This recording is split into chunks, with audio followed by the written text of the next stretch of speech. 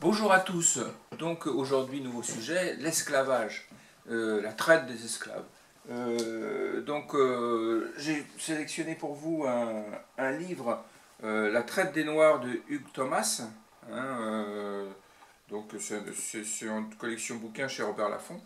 Et c'est un gros livre, hein, c'est dans les 700 pages. Non, c'est 1000 pages. Ouais, enfin, il y a les archives aussi, la bibliographie, etc. Ouais, c'est presque 900 pages d'arguments historiques, quoi, hein, d'études historiques. Donc c'est très très intéressant. C'est pour en venir ensuite à un roman ancien d'Alex Haley, Racine. Ça c'est en J'ai lu. Hein. Donc on verra ça la semaine prochaine. C'est un gros livre aussi, hein. C'est un livre dans les 700 pages, en poche, quoi. Hein.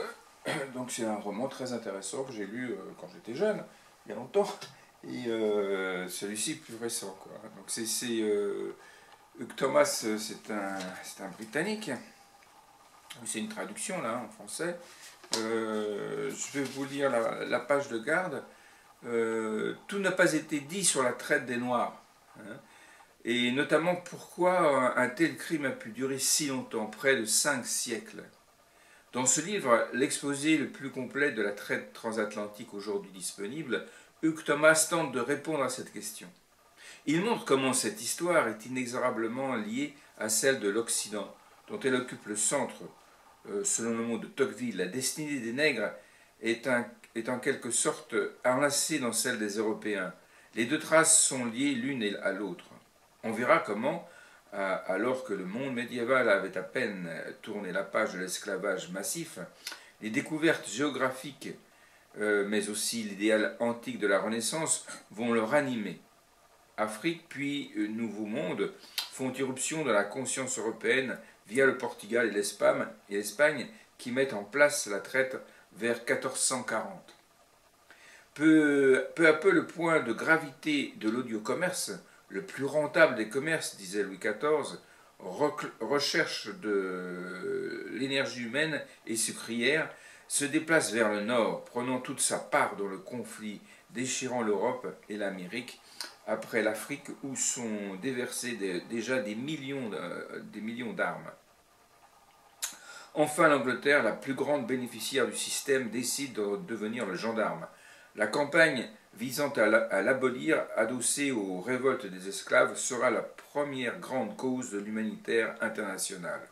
Traite et esclavage ne disparaîtront pas pour autant. Hugh Thomas nous livre ici les témoignages directs des acteurs du commerce d'ébène. Sur sa plume s'animent des êtres de chair et de sang. Flotte la pestilence des négriers, parée de noms charmants ou saints. L'histoire connaît-elle un sens comme l'ont cru les Lumières? Toutes les traites sont-elles équivalentes? Quel est le legs durable de cette histoire dans nos sociétés?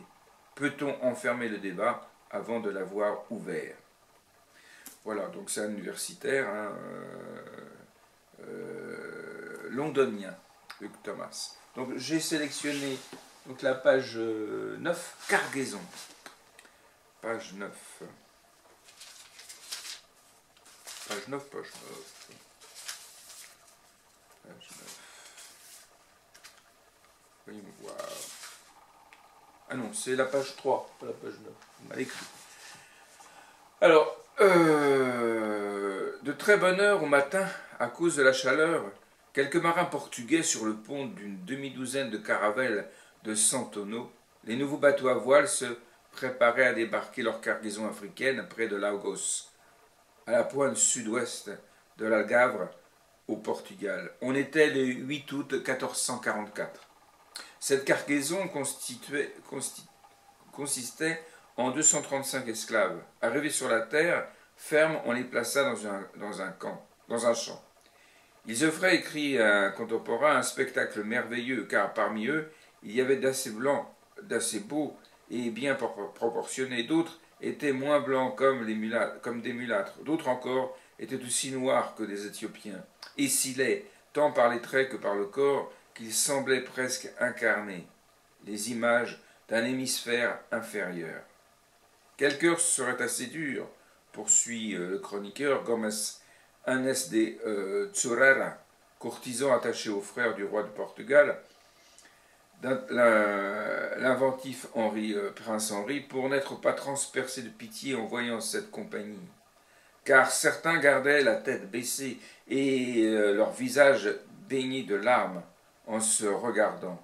D'autres debout gémissaient avec grande douleur en regardant le ciel fixement, en criant de toute leur force, comme s'ils demandaient de l'aide au Père de la nature. D'autres se frapperaient le visage de la paume, se jetaient de tout leur long sur le sol, tandis que d'autres encore se lamentaient dans un chant funèbre, selon la coutume de leur pays. Mais pour augmenter encore leur souffrance, poursuit l'auteur, arrivèrent ceux qui étaient chargés de la séparation des prisonniers, et il fallut alors séparer père et fils, mari et femme, frère et frères. On ne montra aucun égard pour les amis ou les parents, mais chacun échoua en son sort où son sort l'emporta. Zurara adresse ensuite une prière à la déesse, alors populaire de la fortune. Ô puissante fortune qui, par la roue, fait et défait, embrassant les affaires du monde comme il te plaît, veuille au moins mettre sous les yeux de cette malheureuse race quelque compréhension des événements à l'avenir, afin que les captifs reçoivent quelque consolation au milieu de leur grande infortune. L'arrivée de cette collection d'Africains était une nouveauté qui attira les curieux, dont le prince Henri, le héros du chroniqueur Zurara. Il arriva impassible sur son cheval et reçut lui-même 45 des esclaves présents. Le 5e royal. Il rendit grâce à Dieu de pouvoir lui ramener tant de nouvelles âmes. Voilà pour la gloire du catholicisme. Alors, page 8, Rome. Oui, parce que de tout temps, il y eut l'esclavage. Alors, un grand exemple, Rome. Un demi-million de captifs, c'est ce dont Rome semble avoir eu besoin chaque année au temps de sa suprématie. Disons entre 50 avant et 150 de notre ère. Après, Jésus-Christ, quoi. L'État romain lui-même possédait d'innombrables esclaves. 700, par exemple, étaient responsables de l'entretien des aqueducs de la ville impériale. Et un membre sur 3 de la population, peut-être, était esclave au début de l'Empire. Une femme noble, Mélania, avait, dit-on, affranchi 8000 esclaves au début du 5e siècle lorsqu'elle décida de devenir une ascète chrétienne. Tant en Grèce qu'à Rome, les esclaves étaient à l'origine des prisonniers de guerre ou capturés lors d'une razzia sur une île ou dans une ville trop peu méfiante. La 3e guerre punique valut, paraît-il, à Rome 55 000 prisonniers, et l'on se souvient que César ramena dans la capitale de nombreux captifs après la guerre des Gaules. Nombreux furent les Germains asservis dans les siècles ultérieurs. Puis Septime Sévère ramena 100 000 prisonniers à Rome après avoir défait les Parthes à Ctésiphon. Au 1er siècle avant Jésus-Christ, 15 000 esclaves gaulois étaient échangés chaque année contre du vin italien. Le piratage et le brigandage jouaient un rôle dans la fourniture de la force de travail nécessaire à la ville. Les marchés spécialisés dans la vente d'esclaves, tels ceux de Chios, Rhodes et Délos, avaient pris leur essor dès l'âge d'or de la Grèce ancienne. Éphèse demeura le plus grand marché de ce type dans le monde antique pendant des siècles, bien que le nombre d'hommes vendus soit peu documenté. Les villes où se tenaient ces marchés constituaient des lieux de villégiature appréciés de tous les patriciens. La majorité des prisonniers qui y étaient vendus provenaient d'Orient. Mais la vente d'esclaves nés dans l'Empire romain était aussi une entreprise florissante. Il est très probable que certains furent engendrés délibérément pour ces marchés. Nombre étaient des esclaves de la Rome ancienne, qui étaient des Celtes, ou de blonds germains, ou encore des Saxons. Les beaux visages des jeunes esclaves, écrit Gibbon, étaient recouverts d'une croûte médicinale ou d'un onguent qui les protégeait des effets du soleil ou du gel. Ils devaient venir d'Europe du Nord pour être même de la patrie de l'historien Macaulay. N'a-t-il pas décrit la Méditerranée comme une mer parcourue des trirèmes de Marseilla chargés de blonds esclaves? Voilà pour Rome. Ensuite, page 30, les Arabes aussi. Un vaste commerce pendant peut-être plus de siècles encore que la traite des Noirs. Page 30. Ça, c'est page 31. Voilà. Alors, mener des raids dans ce que les Arabes appelaient le pays des Noirs, le Bilad as-Soudan, la forêt pluviale tropicale du littoral guinéen, devint aussi une occupation traditionnelle des musulmans des plaines, surtout pendant la saison sèche. La puissance arabe amplifia l'attrait des esclaves. Dès le XVe siècle, les marchands musulmans, souvent des mollahs, dominaient ce marché comme la plupart des autres. Ces saints hommes constituaient une fraternité internationale car ils n'étaient solidaires d'aucun royaume. Ils trouvaient leurs prisonniers comme leur père l'avait fait en Espagne et ailleurs, grâce à des razzias dans les villes voisines dont ils volaient les habitants sans se soucier d'avancer un prétexte. Mais ils achetaient aussi des esclaves, ce qui veut dire, peu ou prou, qu'ils demandaient à autrui de voler pour eux. L'Afrique de l'Ouest médiévale, après tout, faisait partie de la civilisation islamique, quoique sur ses marchés et frontières. Ce lien musulman avait de nombreux aspects positifs. En effet, l'avènement de l'islam explique pourquoi, au XVe siècle, la région avait quitté le stade d'une économie de subsistance pour s'orienter vers la production manufacturière et les échanges. L'architecte Saïli, arrivant d'Espagne mauresque, introduisit en Guinée l'usage des bâtisses en pierre. Les artisans, les chasseurs, de même que les pêcheurs et les fermiers, soutenaient une économie vigoureuse sur de longues distances, au-delà de la Méditerranée. Des marchés existaient, obéissant surtout à une rotation élaborée des vendeurs et de vastes échanges commerciaux s'y déroulaient une fois par quinzaine, les moins importants y étant hebdomadaires. Du fer de tailles différentes, des barres et des bracelets de cuivre, des manilles, anneaux de métal utilisés comme colliers ou bracelets, et même des coquilles de coris venues des îles Maldives, de l'océan Indien, tous articles qui jouaient un rôle dans la traite transatlantique, servant fréquemment de monnaie d'échange. L'extension de l'islam en Afrique de l'Ouest y stimula aussi l'essor du commerce d'esclaves. Au début du XVIe siècle, Léon l'Africain, qu'on a vu dans une des émissions, découvrit qu'à Bournou, juste au-dessus de l'empire des Songhais, à la limite méridionale et orientale sur l'itinéraire des Garamantes vers la Méditerranée, les esclaves étaient d'ordinaire échangés contre des chevaux, 15 ou 20 esclaves contre un seul cheval arabe. Ce bas prix résultait de la surabondance de prisonniers. Les Songhais n'avaient qu'à faire une incursion chez leurs voisins plus faibles du sud pour se procurer tout ce qu'ils voulaient.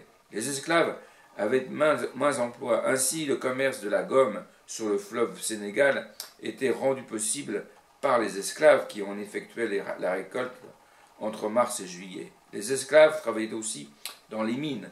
Valentin Fernandez, voyageur d'origine morave, c'est rigolo comme nom pour un morave, puis typographe et traducteur de Lisbonne, qui se rendit au Bénin dans les années 1490, raconte comment 7 rois, possesseurs de 7000 d'or, ont des esclaves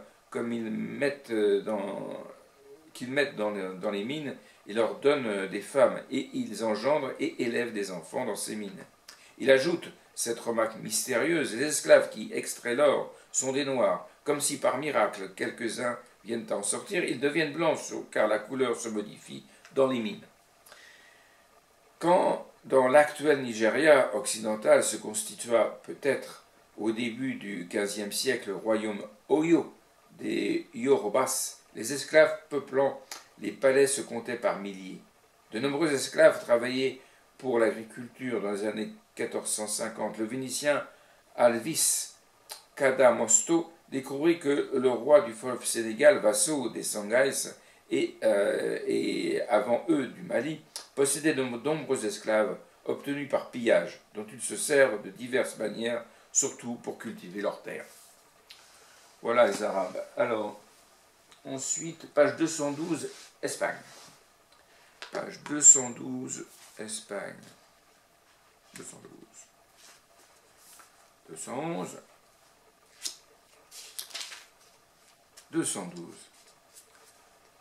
Durant quelques années, l'Espagne poursuivit péniblement son chemin après la défection du Portugal et la fin du double royaume en 1640, sans avoir une politique de fourniture d'esclaves pour ses domaines impériaux. On avait vu aussi avec l'émission sur les jésuites. Voilà. Le roi Philippe IV approuva le retour à une politique de privilèges distincts, sans asiento, comme ceux d'avant 1580. Mais ce dispositif fonctionnait encore plus mal au XVIIe siècle jusqu'au siècle précédent, car la présence des Hollandais, des Français et des Anglais aux Caraïbes provoquait une vaste contrebande. Le manque de main-d'œuvre n'en était pas moins endémique. C'est ainsi que Pedro Zapata de Mendoza, le gouverneur de Cartagena, le plus grand port d'arrivée des esclaves, écrivit en 1648 à Madrid qu'on n'y avait pas débarqué d'Africains depuis 7 ans. Il déclarait qu'outre les conséquences désastreuses pour l'économie, la perte d'impôts était considérable. Un bateau rempli de noirs rapporte davantage au trésor qu'un entassement de galions et d'escadres. La plupart des esclaves, peu nombreux, pénétrant dans ces territoires au cours de la période, furent illégalement emportés par des capitaines hollandais. Les lettres de Beck, vice-directeur de la Compagnie hollandaise des Indes occidentales, reviennent sans cesse dans les années 1650 sur les possibilités de débarquer des esclaves sur la côte nord de Cuba, où les gardes-côtes étaient inconnus et les forteresses rares, ou encore à Portobello, en prenant quelques dispositions. En Afrique, quelques bateaux espagnols commerçaient également, illégalement, dans les territoires portugais, comme les îles du Cap-Vert, ou sur les fleuves Cacheux et Bissau, en provoquant fortes irritations et même scandales, sans influencer vraiment sur les problèmes des Indes occidentales. Cependant, l'Amérique espagnole comptait probablement quelques 330 000 esclaves africains en 1640, dont la moitié se trouvait au Pérou et sur la côte andine. 80 000 en Nouvelle-Espagne, environ, au Mexique, quoi. 45 000 dans la Colombie actuelle, plus de 25 000 en Amérique centrale, peut-être 16 000 dans les Antilles espagnoles, environ 12 000 dans le Venezuela moderne. Telles étaient les estimations de Fernando de Silva Solis, capitaine qui, après avoir passé un quart de siècle aux Indes, savait que les besoins annuels d'esclaves dans l'Empire se montaient d'à peu près de 9 000 personnes. Les esclaves d'Afrique avaient fini par paraître indispensables dans les mines d'argent de Potosí, en Bolivie, et de Zacatecas, en Nouvelle-Espagne, pour la pêche des perles, la construction des forteresses et dans les plantations de sucre qui étaient bien établies, même si aucune n'avait à ce stade un rendement voisin des anglo-saxons ou des françaises. Des anglo-saxonnes ou des françaises. Voilà, ensuite, page 239, Angleterre. Alors, on ne va pas voir la France, hein, parce que c'est un gros livre, c'est beaucoup d'informations. Donc je vous donne l'essentiel, page 239, Angleterre. 239. 239. Ah, j'y arrivé. Page 239. Voilà. Alors, il n'y a pas de nation en Europe qui soit plus coupable que la Grande-Bretagne. Alors c'est cité de William Pitt le Jeune à la Chambre des communes en avril 1792. Donc c'est le début de la prise de conscience. Alors, au même moment, la Convention fait l'abolition de l'esclavage, hein, qui sera rétablie par Bonaparte en 1802, et qui supprimera aussi en 1815 au moment des 100 jours. Voilà, donc c'est toute une période de prise de conscience en Europe. Alors, en 1713, le traité d'Utrecht, non hollandais pour une paix latine, faisait plusieurs cadeaux à l'Angleterre. 2 lieux d'où commander la Méditerranée, Gibraltar et Minorque, Terre-Neuve et la Nouvelle-Écosse. 2 déserts de glace, comme dirait Voltaire, pour qualifier le Canada. Et le plus grand cadeau, l'Eldorado du commerce, aux yeux des contemporains, le contrat sans cesse recherché, l'Asiento, pour déporter les esclaves et quelques autres marchandises vers les Indes espagnoles. Peu importait le souvenir des banqueroutes des précédents contractants, la satisfaction ressentie en Angleterre était entière. L'architecte de ce triomphe britannique était Lord Lexington, l'ambassadeur d'Angleterre à Madrid. Conseillé par un expert commercial, un ami de Bolingbroke, le jacobite, Manuel Manas Gillingham, qui devait désormais percevoir 7,5% des profits, très certainement reversés à son patron Lexington. Ce dernier, partisan des Stuarts, aurait sans doute joué un rôle dans le nouveau régime si Stuart était monté sur le trône en 1714. Le gouvernement anglais vendit comme prévu le monopole contre 7,5 millions de livres sterling à la Compagnie des mers du Sud, conglomérat créé 2 ans plus tôt par les Tories pour contrer une banque d'Angleterre d'inspiration Whig, et plus précisément pour exporter des marchandises à perpétuité vers l'Empire espagnol. Par mer du Sud, on entendait le Pacifique, mais aussi le littoral atlantique de l'Amérique du Sud. Robert Hawley, alors chancelier de l'Échiquier, en réalité Premier ministre, fut le premier gouverneur de la nouvelle compagnie.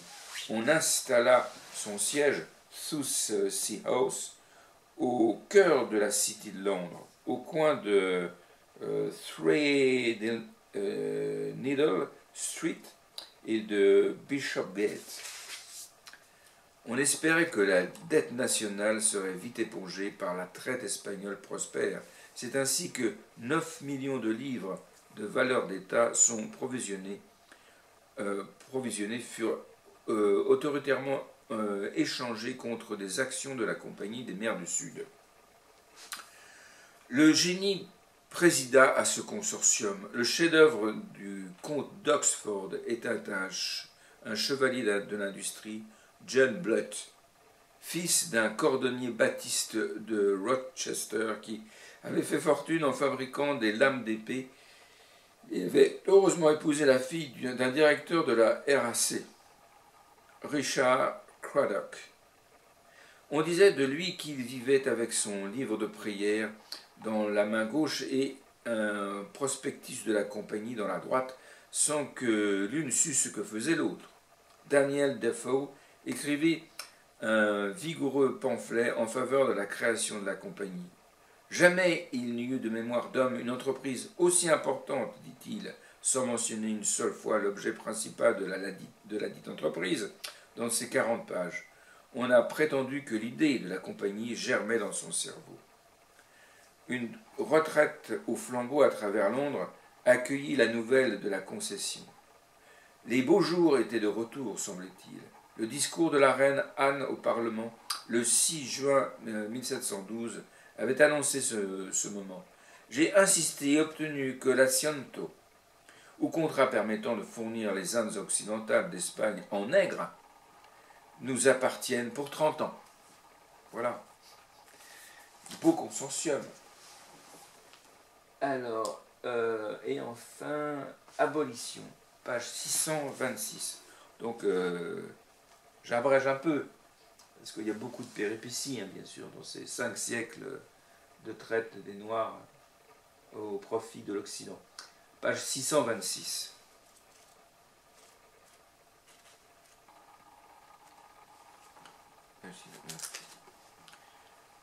Alors,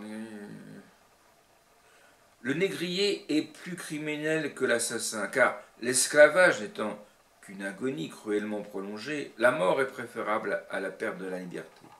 Abbé Grégoire, un des artisans de l'abolition en France, alors des peines infamantes à infliger aux négriers. C'est écrit en 1822, mais il était très actif, c'était la Convention, Abbé Grégoire. Voilà. Ok. Les trafiquants anglais, nous l'avons vu, avaient été les plus gros négriers au XVIIIe siècle. Au siècle suivant, leur gouvernement entama une croisade pour détruire ce commerce même. Non sans ironie, le Premier ministre d'Angleterre, sous lequel elle débuta, s'appelait Lord Liverpool, dont le père, qui n'était alors que Lord Hawkesbury, avait reçu les clés du grand port de traite de Liverpool en juin 1788, en remerciement de son soutien parlementaire au trafic. En mai 1796, quand Hawkesbury fut créé comte de Liverpool, la corporation l'invita à écarteler les armes de la ville sur les siennes. Jeune homme, le deuxième comte avait partagé la plupart des opinions de son père et voté constamment contre l'abolition. Et George Canning l'avait constamment déploré. Une fois Premier ministre, Liverpool abandonna ses préjugés passés et son cabinet entama, après la paix de 1815, l'une des politiques étrangères les plus morales de l'histoire britannique, dans le but précis de mettre un terme mondial à la traite. Le premier secrétaire aux affaires étrangères de Liverpool fut Lord Castlereagh. Comme son Premier ministre, il avait manifesté fort peu d'empressement à soutenir l'abolition dans les années précédant 1807. Grenville, l'architecte ultime de l'abolition, remarquait à l'adresse du poète Samuel George Rogers quelle terrible erreur d'envoyer un homme comme Castlereagh au Congrès de Vienne, un homme si ignorant qu'il ne connaît pas la carte de l'Europe et auquel on pourrait rattacher toutes les concessions s'il est invité à partager le petit déjeuner de l'empereur. Pourtant, la diplomatie britannique connut sous son égide des triomphes de libéralisme agressif. Quoique Tory, il jugeait souhaitable d'essayer de formuler les principes généraux. Sa dépêche circulaire du 1er janvier 1816, par exemple, esquissait une confédération européenne des grandes puissances pour préserver la paix mondiale, projet qui devait inspirer longtemps après nombre de documents moins bien écrits, tels la Convention de la Société des Nations ou la Charte des Nations Unies. Moqué par les radicaux pour sa politique irlandaise, on se rappelle les vers de Shelley. J'ai croisé la mort en chemin, elle ressemblait à Castlereagh. Cet homme d'État fit beaucoup pour les esclaves noirs, peu pour les Irlandais. Il est vrai que l'opinion publique avait été sensibilisée par les chefs du mouvement abolitionniste, tels que Wilberforce et James Stephen, qui connaissaient personnellement le secrétaire aux affaires étrangères. Castlereagh était en revanche en but à 4 nations, la France et les États-Unis, l'Espagne et le Portugal, dont les dirigeants s'irritaient des immixtions anglaises et voyageaient dans les déclarations bien pensantes du secrétaire, un masque dissimulant la volonté de diriger le monde. Ce qui est vrai.